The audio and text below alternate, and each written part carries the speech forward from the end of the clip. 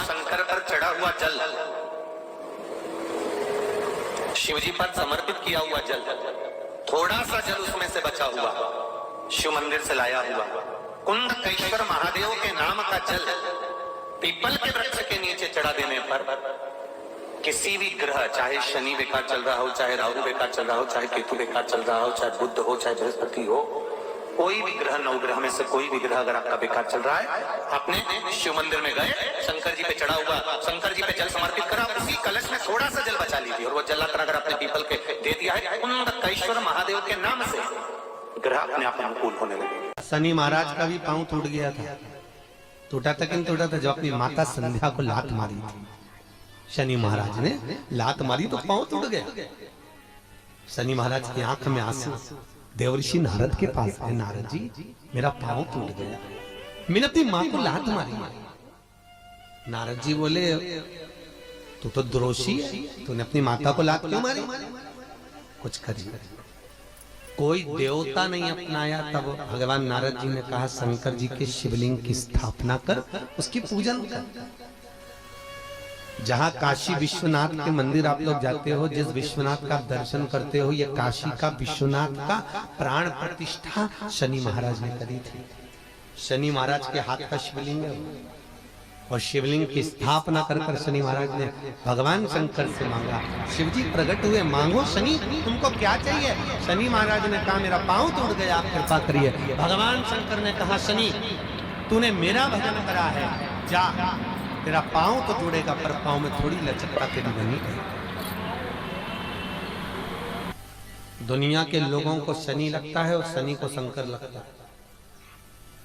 दुनिया के लोगों को शनि लगता है, शनि को शंकर। इसलिए आज भी नियम है कि काशी विश्वनाथ का नाम लेकर एक काजल की डिब्बी को लीजिए। अगर किसी को शनि लग गया हो, कोई प्रॉपर्टी का काम कर रहे हो, कोई व्यापार करते हो और व्यापार नहीं चल रहा, बहुत अड़चने आ रही है, कोई ना कोई परेशानी पे परेशानी आ रही है, एक काजल की डिब्बी लो, काजल की डिब्बी लो, काशी विश्वनाथ का नाम लो और 21 बार उतारो और उतार कर किसी पेड़ के नीचे तक खड्डा खोद कर उसको दबा दीजिए। आपका काम यूं सफलता की ओर बढ़ना चालू हो जाएगा। शनि की कुदृष्टि समाप्त, 7.5 ढैया समाप्त।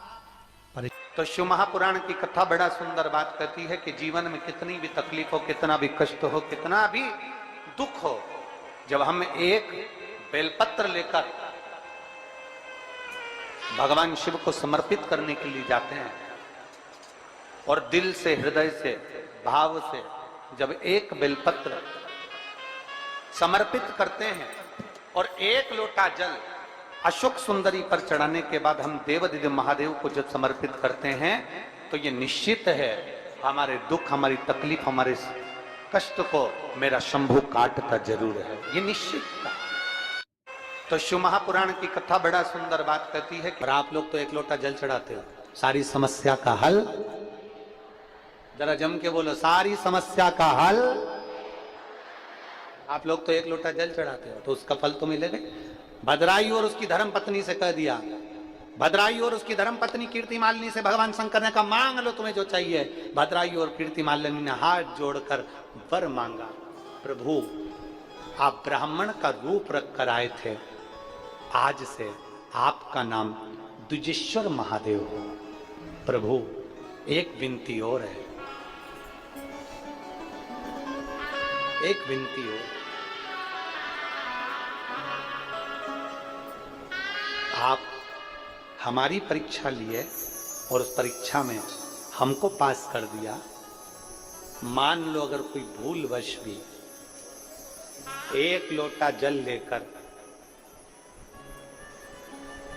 शिवालय में आ जाए और द्विजेश्वर महादेव का नाम लेकर अगर जल चढ़ाए तो उसको जिंदगी में कहीं अटकाना नहीं, उसको भी पास कर ही दे। परीक्षा परिवार की हो, परीक्षा घर की हो, परीक्षा समस्या की हो, परीक्षा कोई भी हो, अगर द्विजेश्वर महादेव का नाम लेकर एक लोटा जल जो देवादिदेव महादेव को समर्पित करता है, जिंदगी में कितना भी भारी दुख चल रहा है, आप 5 या 7 दिन रेगुलर लगातार प्रैक्टिकल करना चालू करो, भले आज से चालू कर दो। अगर बहुत भारी तकलीफ है, बहुत भारी दुख है, सामने खड़ा है कि ये तकलीफ बहुत भारी है, मिटी नहीं रही, आज से प्रैक्टिकल करना चालू करो। द्विजेश्वर महादेव का नाम लो, एक लोटा जल लो, शंकर भगवान को समझना जरा अच्छे से। जैसे ये शिवलिंग, ये जलाधारी, ये जलाधारी का भाग, द्विजेश्वर महादेव का नाम लेकर जो जल चढ़ाया जाता है वो यहां से चालू होता है, जहां से पानी बहकर नीचे जाता है ना, जहां से पानी बहकर नीचे जाता है तो यहां से जल चढ़ाना प्रारंभ होता है द्विजेश्वर महादेव का। द्विजेश्वर महादेव का जल यहां से चढ़ाते चढ़ाते चारों तरफ घुमाते हुए वापिस जलाधारी पर आता है, जहां से जल अपन बह रहा है उधर, फिर वापिस आता है और सामने जहां तुम खड़े हो, चाहे इधर खड़े हो, चाहे इधर खड़े हो, चाहे इधर खड़े हो, वो जल वापिस आकर फिर इसी तरह से धार पड़ती पड़ती शंकर के शिवलिंग पर जाती है और द्विजेश्वर महादेव से प्रार्थना करी जाती है। तो कैसी भी दुख की घड़ी हो, वो दुख की घड़ी टल ही जाती है। वो द्विजेश्वर महादेव